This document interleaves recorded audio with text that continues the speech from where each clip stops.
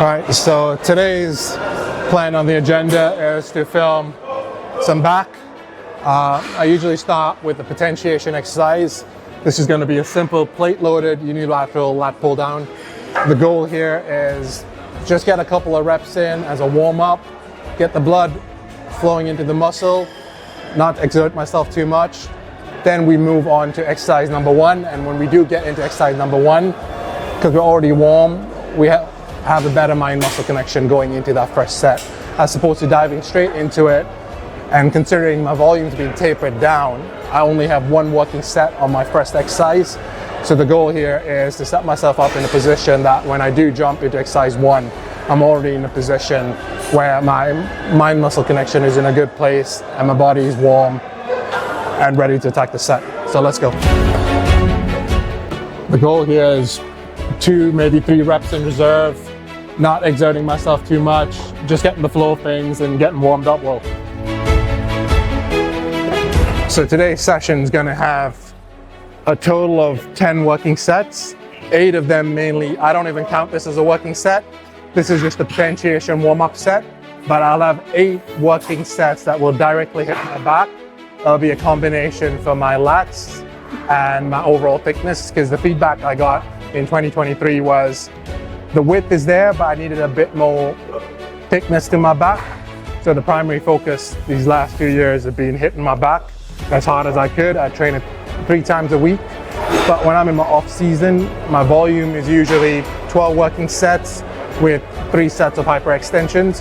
But as I'm getting towards the back end of prep, my volume will get tapered down, where I'm doing 8 working sets and 2 sets of hyperextensions. So that's a total of 10 sets. So that's almost a 30% reduction in volume. And the reasoning behind this is because I'm in a calorie deficit, my body fat's lower, my recovery is not what it would be in my off season. And the biggest mistake I see a lot of people make is as they get deeper into a calorie deficit, they tend to increase the volume and decrease the weight. And that is one of the worst things you can do, because what helps you build the muscle is going to help you keep it. So you don't need to go and do 2 or 3 sets. As long as you're doing 1 set with a very similar load you did, that's going to give you enough stimulus to help you hold on to that muscle. So as you see, when we move through these next few exercises, a lot of the exercises I only do 1 set, but the weight I'm lifting is in par to what I'll be lifting in my off season. And that's what's helping me retain the size as I get deeper into this calorie deficit and closer towards my show.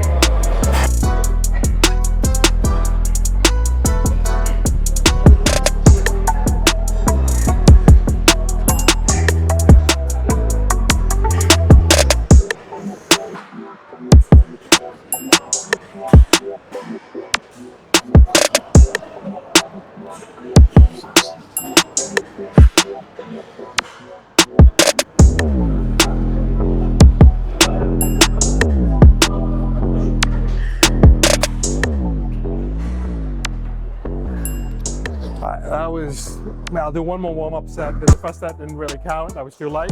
We'll do 1 more here and then we'll get into our first movement.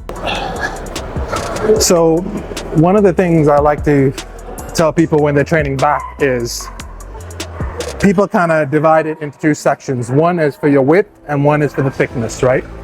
And it really comes down to, if you're trying to work on your lats, it's elbow pad. You keep your elbow tucked in and drive it into your hip pocket. That's going to target your lat. Now you take that same thing, you change your grip from a neutral grip into a semi-pronated or pronated grip, and you roll with your elbows flared out. That's going to help you hit the thickness.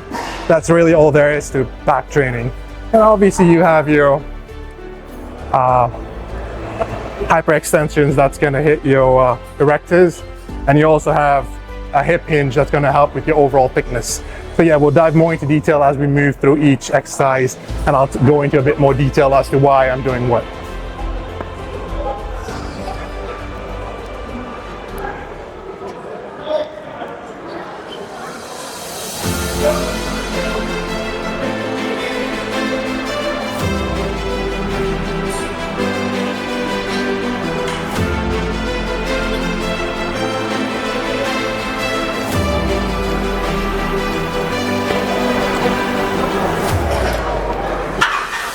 So yeah, that's the warm up done. Nothing to failure. Just get the blood flowing in the muscle. And now we move on to exercise number 1. It's gonna be a incline chest supported dumbbell row.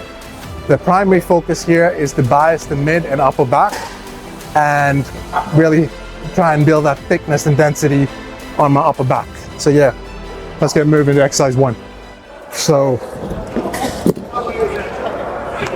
I normally like to do this movement on an incline bench. I know there's a T-bar chest supported row, but for some reason I tend not to connect as well when I'm doing the movement dual. So I like to pick up dumbbells, which is going to help me. It's unilateral, and I find a better connection with my back. And when you look at the bench angle, anywhere from 30 to 40 degrees tends to work well. So since to this movement, I'm only going to be doing 1 working set. So what I like to do is I like to do feeder sets leading up to my working set. So let's say my working set is 100 pounds. If I jump straight into 100 pounds, I'm not going to connect with it as well as I would. So the main purpose of feeder sets is to get warmed up and feel your way as you're getting towards your working set. So when you get there, you're primed, your body's ready, and you can give it everything you got. So usually my working set is about 95 to maybe 105 pounds. I'll see how I'm feeling today. So I'll do maybe 2 or 3 feeder sets, working my way up to that.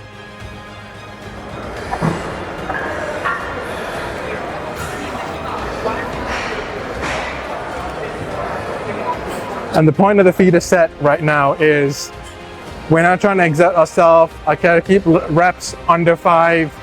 Just get used to the movement. That's really it. You're not trying to exert yourself. You're not trying to go to failure.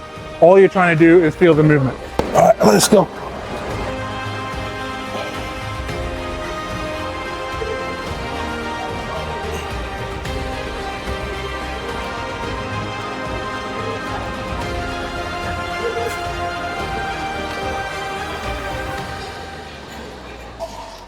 So as you can see, I only did 4 reps there. Whole purpose was to get used to the movement, but my chest stayed on the pad the entire time. And also, when I got to the movement, I let the dumbbells drop all the way down and I let my back round. This helps you get into the stretch position. This helps you stretch your lat and let your back round a little bit. Get that full stretch at the bottom of the movement and then pull upwards.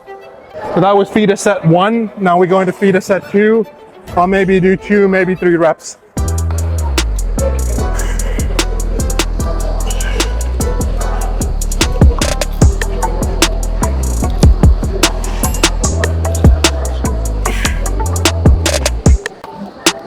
That's feeder set number 2. 3 reps, just got a feeler. Now we move on to the working set. So when I get to my working set, my rep target is anywhere from 6 to 10 reps. So let's say I hit 10 reps. That's when I know, right, I've earned the right to move up in weight. So I always give myself a rep range, and only when I hit the top end of that rep range do I up the weight. But obviously now, since I'm in prep and towards the back end of it, I'm not trying to hit any PBs or none of that. I'm being a bit more conscious and sensible with my training. So at this point in time, my primary focus is to try and retain my muscle. I'm not trying to pack on any muscle because theoretically that's highly unlikely because I'm so far into my prep. My calorie deficit is high, my cardio is up. So chances of me accumulating or adding any new tissue is highly unlikely. But my main goal here is to try and retain whatever I have. So yeah, a normal working set here would be 105, but I can't seem to get a hold of the 105s. So I'm gonna settle for hundreds today, and let's see how many we can get. Let's go.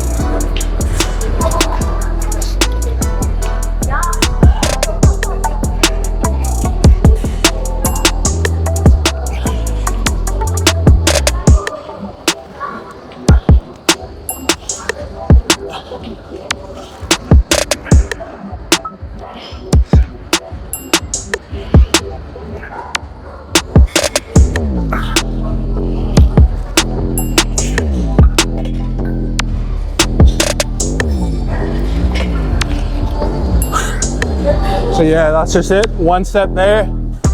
Now we move on to exercise 2. That would be a unilateral lat pull, plate loaded lat pull down. The primary focus of this next movement is to hit the iliac lat, which is the lower part of your lat. The goal here is from the top, we drive our elbow all the way to the bottom. I'll talk to you more through it as we get there. So this is going to be our next movement, exercise number 2, which is a unilateral pull down. If you don't have access to this machine, don't sweat it.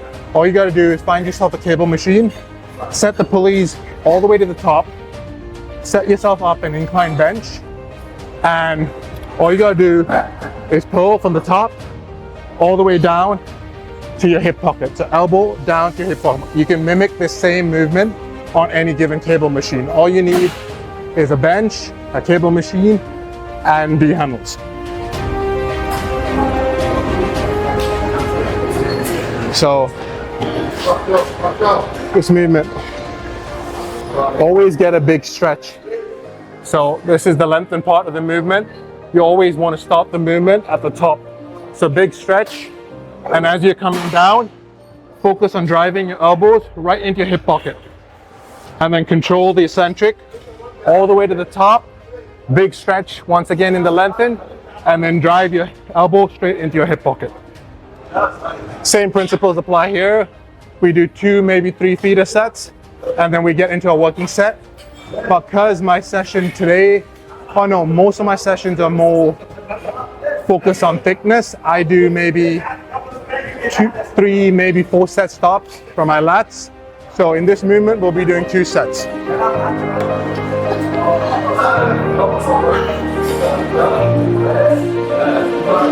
So big stretch all the way to the top, and drive your elbow into your hip pocket.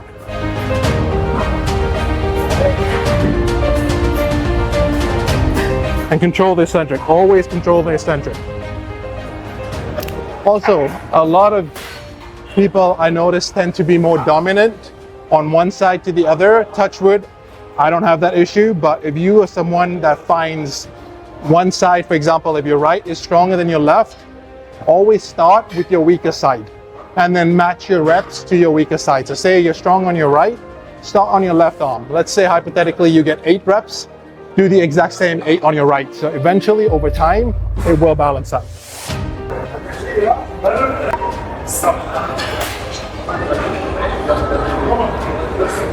So this once again is another feeder set. Just a few reps to get a feel of the movement and the weight, and then we move into the next feeder set.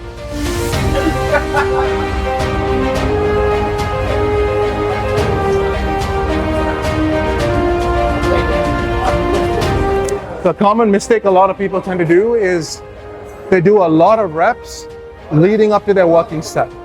This is what we call junk volume. But let's say I was to do 10 reps here, then I go to my next feeder set, I do 10 reps. By the time I get to my actual working set, I'm fatigued. So I won't be able to give it all that I have. Whereas if I keep my reps short leading up to my working set, I have more in the tank. So when I do get to that working set, I can give it everything I have.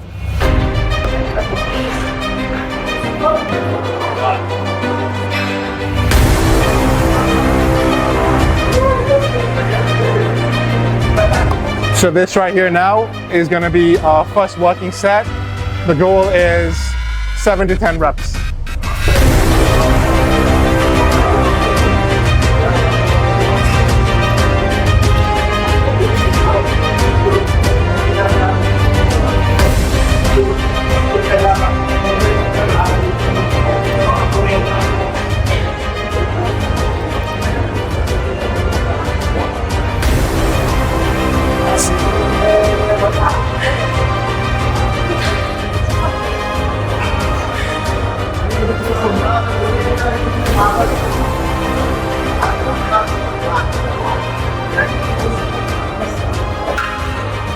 So that was 9 reps there.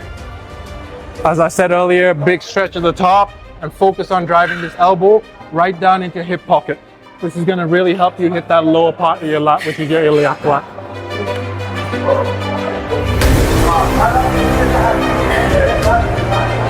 Good.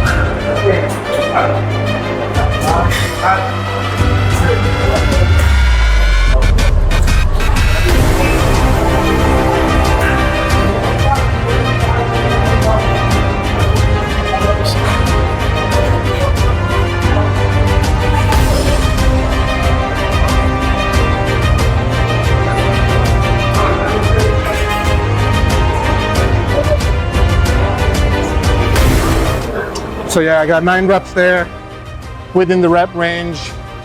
I feel like I can maybe add another 5 and maybe get 8 reps. We'll see how it goes. So yeah, we do 2 working sets on this movement because out of the 10 allocated sets for today's session, about 7 of them, or even 6 of them, are mainly going towards building that thickness. So I like to get this at the start of the session, give it a bit more focus and get that lower lat where we need it to be. So another thing people normally ask me when it comes to training is your rest time, right? People are like, oh, I need to do my set within 60 seconds. No, focus on your heart rate, focus on getting your breathing down. Because the primary focus of your training session is to try, and obviously, depending on what phase of your training you are, if you're in a surplus, is to try and build muscle. If you're on the deep end of a calorie deficit, it's to retain muscle, right? So you're not using your training session in here to burn calories as per se. You have cardio and you have steps and external output to try and burn your calories. When you're in here, your primary focus is to train your muscle, to expose it to new stimulus. So in order to do that, and to actually push yourself, make sure you're giving yourself sufficient rest. My usual rule of thumb would be 180 seconds, but say it's a big movement that's taxing, like a hip hinge where you're deadlifting or rack pulling. I might even take 5 minutes between the set, because that, for me, if I'm recovered, my heart rate's in a good place, I feel like I can give that set a little bit more. So getting 1 or 2 reps well rested is more beneficial than rushing the set and losing out on a rep or 2. All right, let's go. Second working set. Let's see what we manage. I got 8 in my mind, but you never know. Let's see what the body says.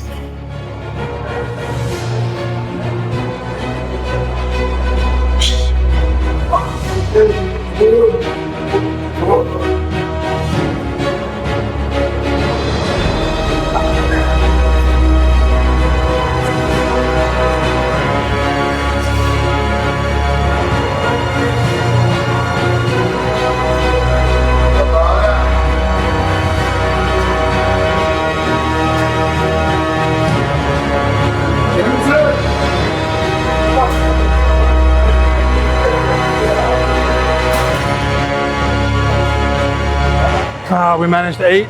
Last one felt so, but I think I brought it low enough. We'll have a better picture of it when I watch the tape back.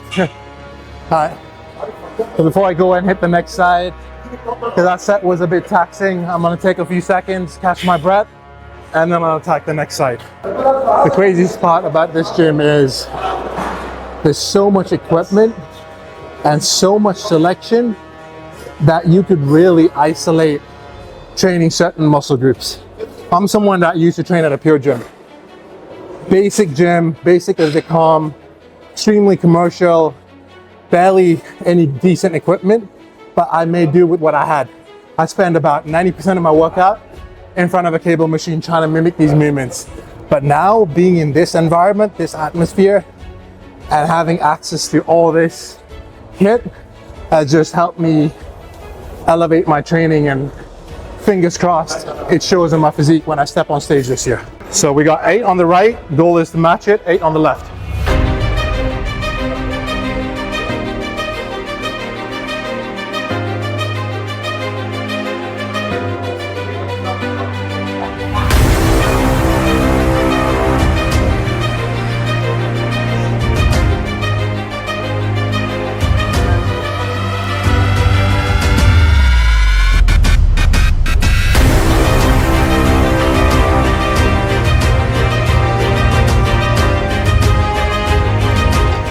That's it. That's a wrap for that one.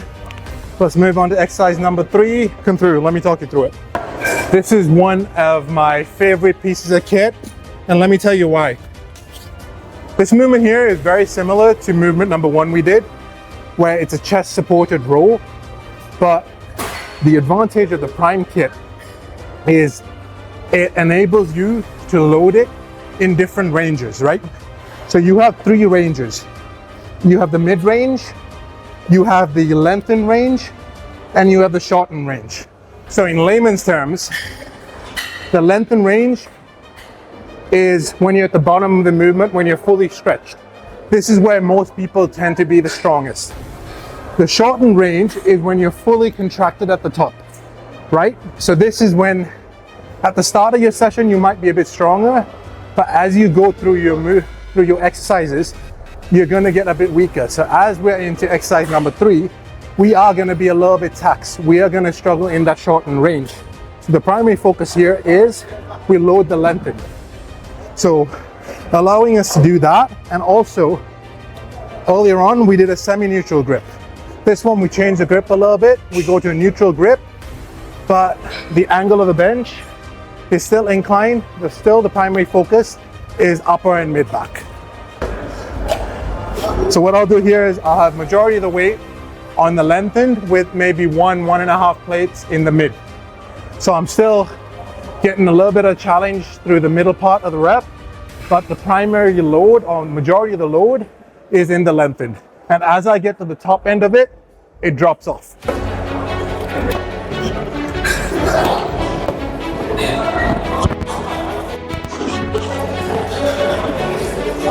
It's a big stretch at the bottom, and as you come up, squeeze.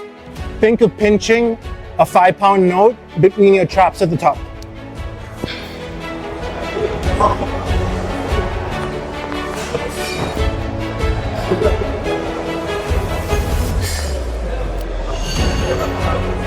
Just a quick feeder set, and then we'll do a couple of feeder sets, and then we get to a working set. Like I said, we're only going to do 1 set here. So another cue I use is I like to get a big stretch at the bottom. So if I adjust the bench 1 lower, when I'm fully stretched, the weight hits the handle. So that's why I have these clips in place, that when I lift off, they drop, and I'm able to get a full stretch at the bottom, but my starting position, I could wrap up and I can set up in a more stable position before I start my set.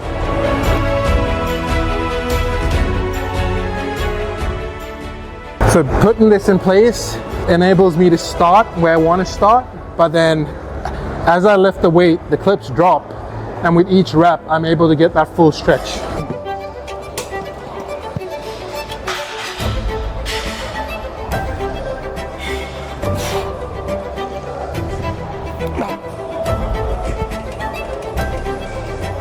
So that's feeder set number 2.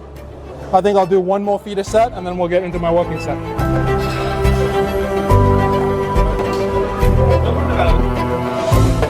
Just gonna do 2 reps, see how the weight feels, and then next set will be the big one, the working set.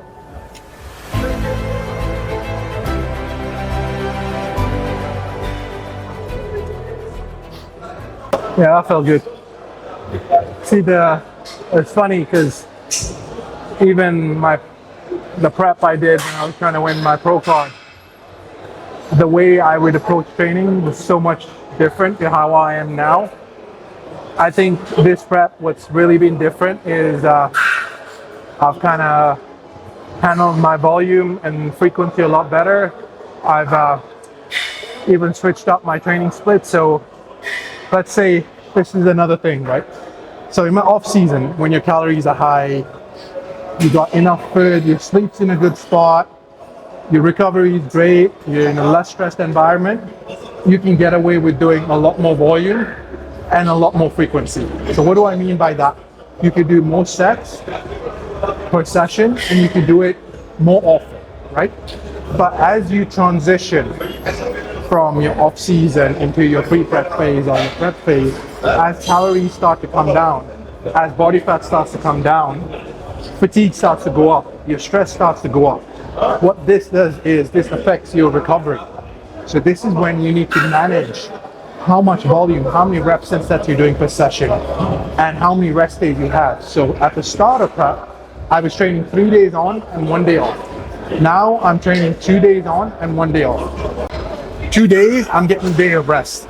So when I come back after that day, I'm able to attack my sessions a lot harder because I'm better recovered.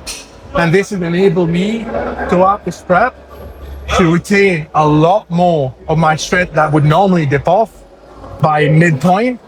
I mean, at the moment, I'm just under 2 weeks and 5 days out. And this is the strongest I've been this deep into prep, just because I've had a better grasp of volume I'm doing and how many rest days I'm taking and how I'm handling overall frequency and load per week.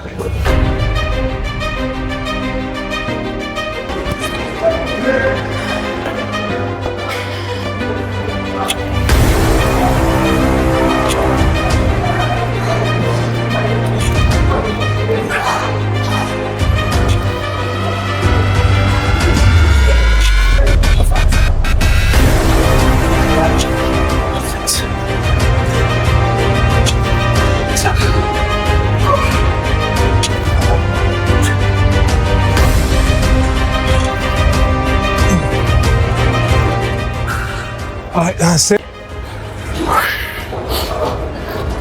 On to the next movement. So that's 4 sets wrapped up, midway. Let's move to the next one, is a seated horizontal row. So this machine is great because how you grip it and how you roll will dictate what you're trying to target, right? So if your goal is, if you're trying to target your lat, this is great because you go onto a neutral grip and you pull from here all the way down, which targets your lumbar lat. Now say you don't want to hit your lumbar lat, you want to focus a little bit more of the thickness of your mid and lower back. All you got to do is, instead of going for a neutral grip, you go for the pronated grip. And as I said earlier, flare your elbows out. Whereas lat, you tuck your elbow in for thickness, mid, back, flare your elbow out and roll outwards. So you're going from here all the way there. You see the difference? This is going to help with that thickness. Elbow flared out and down.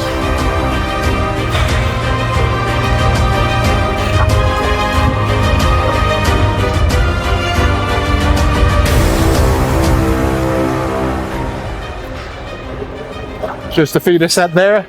We move on to the next side. Just always get a big stretch at the bottom of the movement where your lat is fully lengthened. And as you're pulling, nice big contraction all the way through. Remember, flare your elbow out.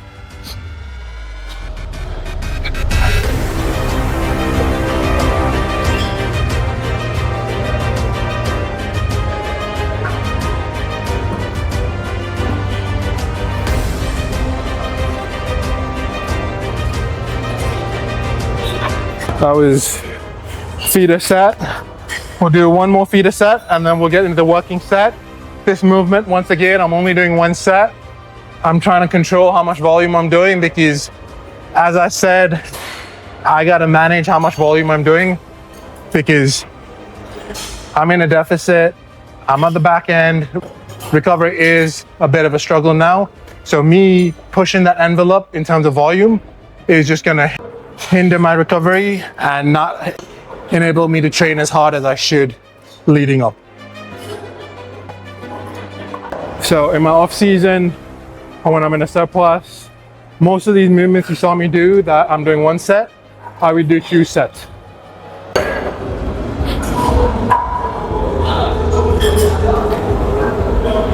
One more feeder set here and then we get into the working set. So I'm just trying to do 2, maybe 3 reps. Get a feeler for the weight and then move up.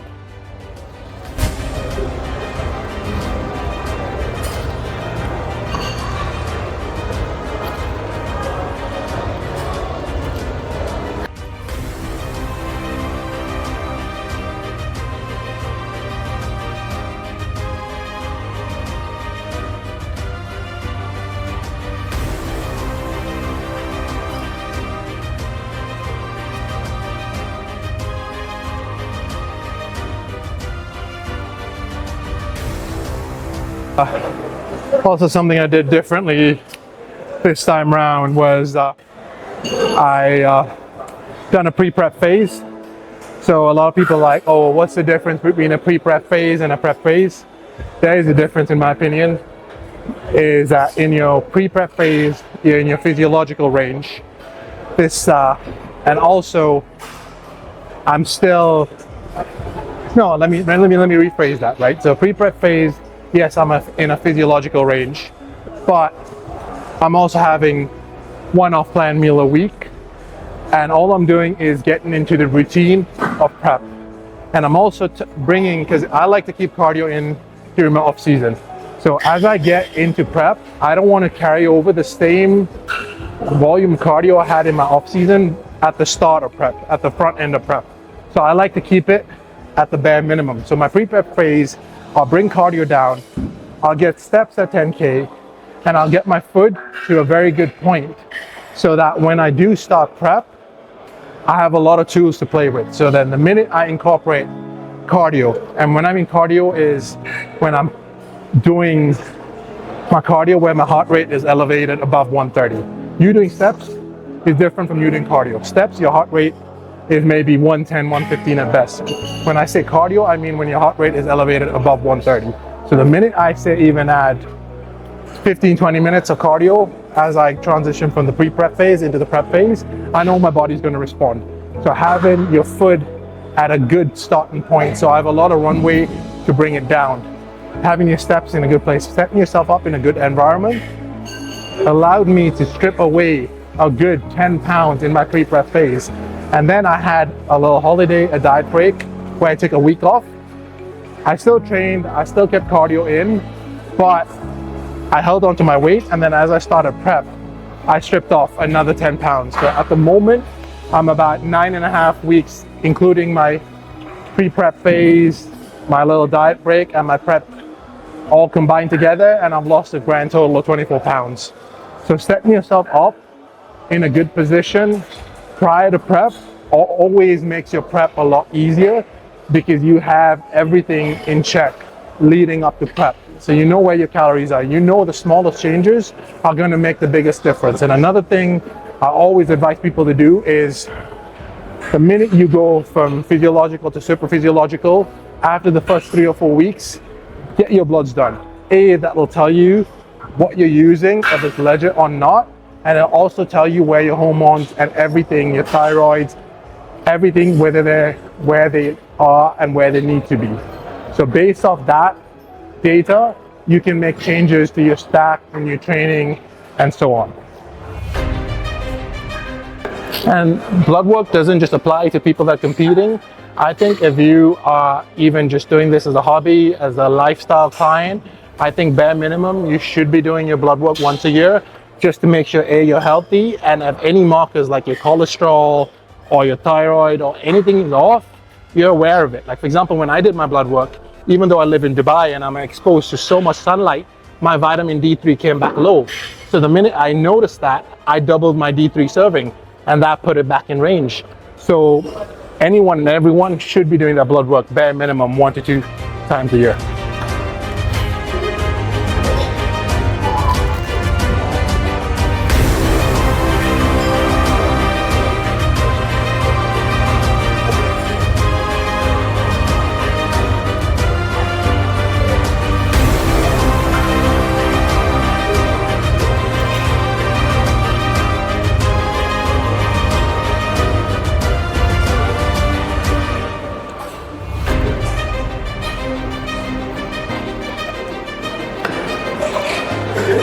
The crazy thing about here, man, is the heat. Like in the UK, I get away with 6-7 liters of water. Since I've been here, I've had to push my water to 8.5, 9. And I doubled my electrolyte servings this time around because I was waking up and jumping out of the bed in the middle of the night because of cramps. I was cramping like crazy. So yeah, if you're in a hot country where you're perspiring, you're sweating a lot, make sure you're getting enough electrolytes, make sure you're replenishing. And in addition to your normal salt intake, make sure you add low salt. Low salt is a combination of potassium and sodium. And if you're someone that's prone to cramping a lot, this would definitely help.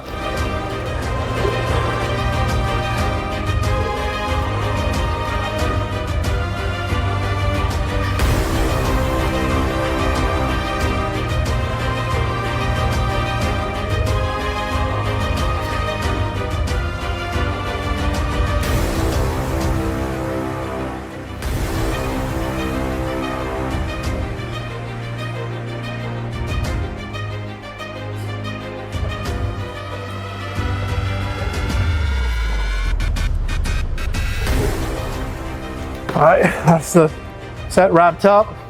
Next up, this one is the most challenging one in the entire workout. We're about to hit some rack pulls. To be fair, as long as you have some kind of hip hinge movement in your back workout, it's gonna attack your entire back, help with that overall density and thickness. But me personally, based off my biomechanics, I don't like pulling off the floor because I've had a couple of tweaks and injuries every time I've deadlifted off the floor. So for me personally, I like block pulls or rack pulls. This still enables me to hit my back hard while remaining in a safe position. So yeah, let's head over through the next room and get some racks in.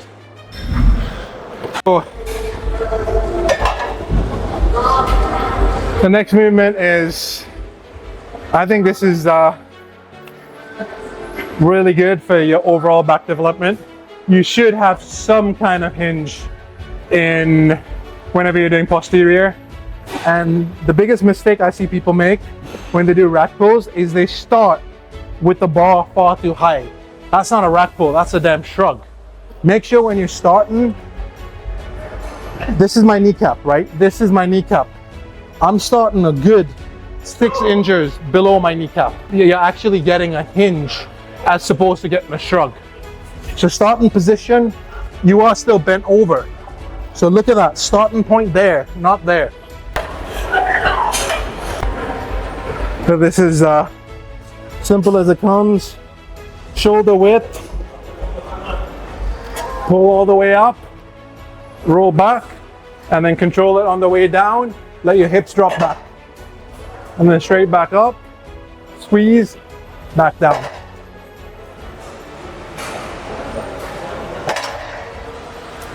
So I'll work my way up. Like as I said, as every other exercise, we do feeder sets, get to the working set. See, but this is one of the movements, even in my off season, I only do 1 set. Reasoning behind it is a movement like this, where you're loading the weight fairly heavy, is extremely taxing on your central nervous system. Your CNS is gonna take a hit. So let's say I came in here and I did 3 or 4 sets. I know that's gonna affect my recovery and I'm gonna be shattered for the next 3 or 4 days, which is gonna impact every other session so on in the week. So me personally, I do 1 set, I give it everything I have, and I move to the next. This enables me to recover, and it's given me enough stimulus as long as I'm pushing that set close to failure or near failure. But now, because I'm on the back end of prep, I will not be going to failure. I'll be sensible with it, and I'll be stopping 2 reps in reserve.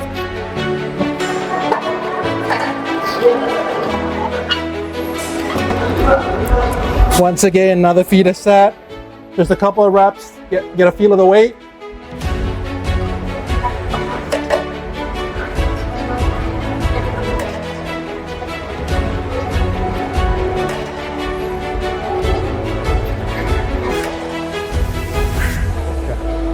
On to the next. The hardest part about this exercise is actually loading the bar. And another common mistake I see when it comes to this movement is people bounce the bar off the rack. Guys, this is not a trampoline. Stop bouncing the weight. Stop using momentum to move the weight. As you're doing this set, every rep is a dead stop. What do I mean by dead stop? As you come down, you don't bounce it off. You let the weight drop for a split second and then you rip it up. If you're coming down and you're bouncing, that little bounce is creating momentum and you're not really doing all the work. The bounce off the bar is helping you move the weight, so stop doing that. Especially when you only have 1 set. Make sure your form and your execution is on point. Hold on. Dead stop, stop. Then back up, 2.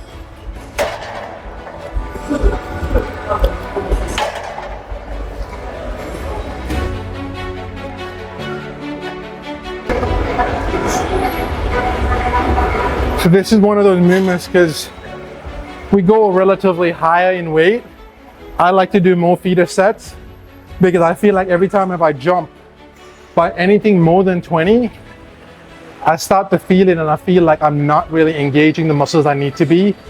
So working my way up slower and doing more feeder sets is always more sensible in my opinion when it comes to movements like this.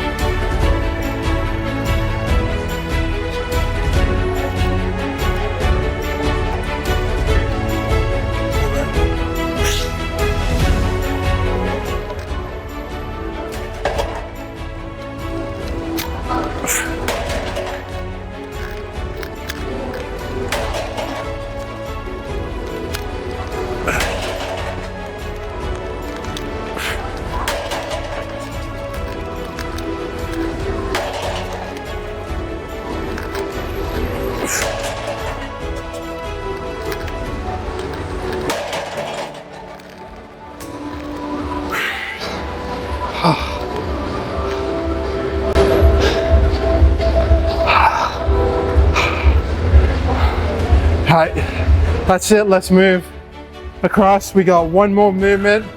This is gonna be a seated cable row. Just trying, actually, sorry, we got the seated cable row and we got hyperextensions. Hyperextensions to really fry out our erectors, and the low seated cable row to kind of hit that lower back thickness. So let's go, let's head over and wrap it up on the other side.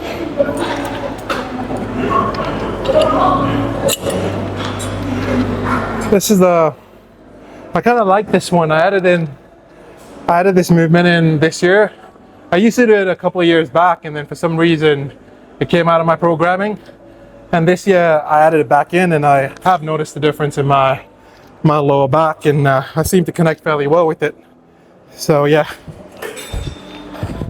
Over here, a mistake I see a lot of people make is they end up swinging their body. Don't swing. Get your torso in a fixed position, big stretch at the bottom, and as you come in, roll to your navel.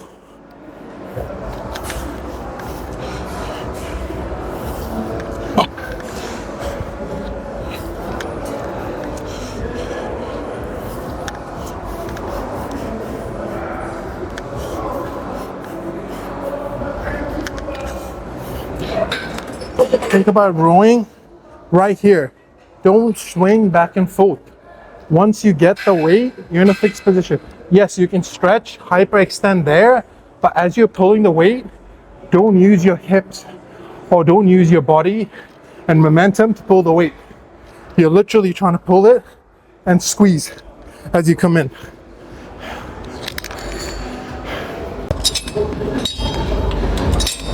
Hello, you all right? Good. Oh, thanks, you good? Yeah. Good. Good, you will? Good. How you doing, brother?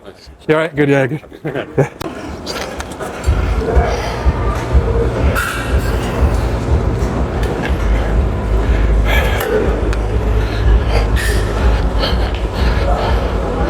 We get nice and fixed, feet set, big stretch, and then as you come in, roll to your belly button.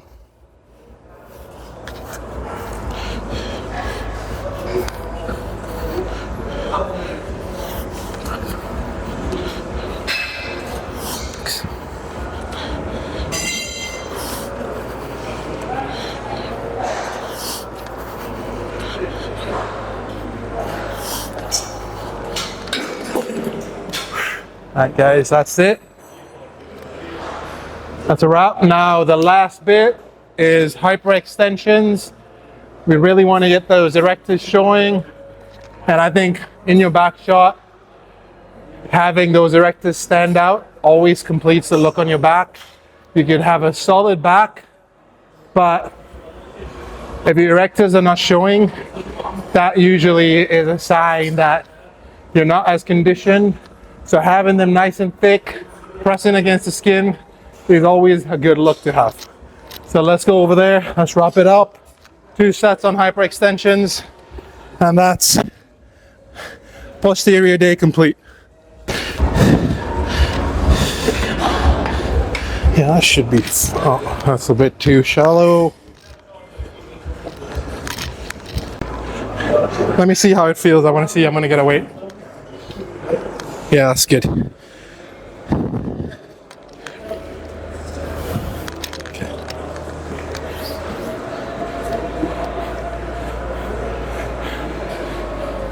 So a little pointer for you guys on this one.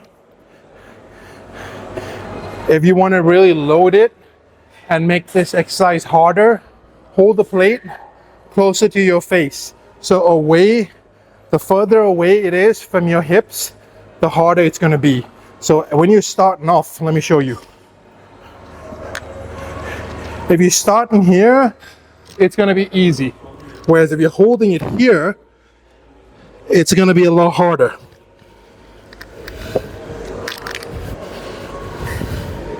So as you fatigue and you want to keep doing more reps, bring the weight closer down, which will allow you to rep out more reps.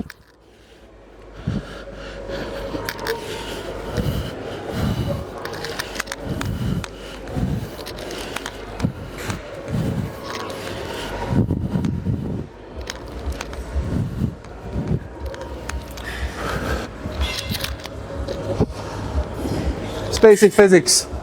Same thing applies here. If you want it to be easier, bring the weight closer to the pivot. You want it harder, take the weight further away. Right, so that's one set wrapped up. We got one more, and then give you guys a quick physique update, show you what I'm looking like. Hopefully it's a good look. I don't know. Let's see. Grab a 20.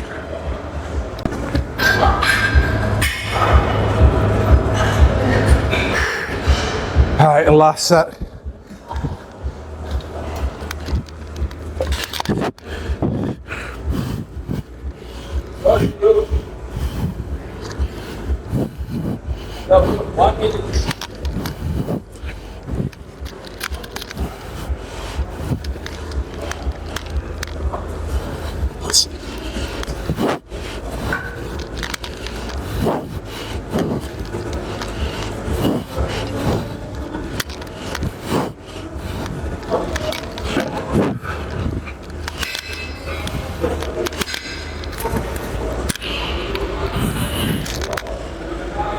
Oh, shit. All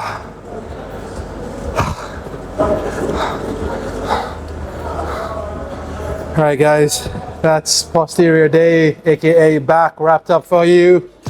As I said, I think that was a total of 10 working sets. One, obviously the first one was potentiation, just a warm up. 8 direct working sets for my back, with 2 sets of hyperextension, so that's 10 sets in total. This is what I would do when I'm 4 weeks and under. Really limit how much volume I'm doing. But in my off season, most of the movements you saw, I would do 2 sets, and volume would be anywhere from 12 direct sets and 3 sets of hyperextension, so a total of 15. A lot of people ask me, oh, do you not do biceps at the end of pull? Me personally, no, because the feedback I got as a men's physique competitor was, do not get your arms any bigger, do not bring them up. So I haven't trained any biceps directly since my 2021 off season. So for the last 3 years, there's been no direct bicep work. Even triceps, I'm very conscious. I'll only do some cable movements, very light, 10, maybe 12 kg, just some extensions, crossbody, overhead, just to kind of give that separation between my rear delt and my tries. I'm a bit more conscious. I think I have done a better job of bringing it down, but like as I said, every person is individual and unique, and your training split needs to be designed based off your strengths and weaknesses. Just because I'm doing something doesn't mean the same principles apply to your training program. So yeah, that's it for today. Like as I said earlier, don't forget to like and subscribe. A lot more content coming up, so stay tuned, and I'll catch you in episode 2.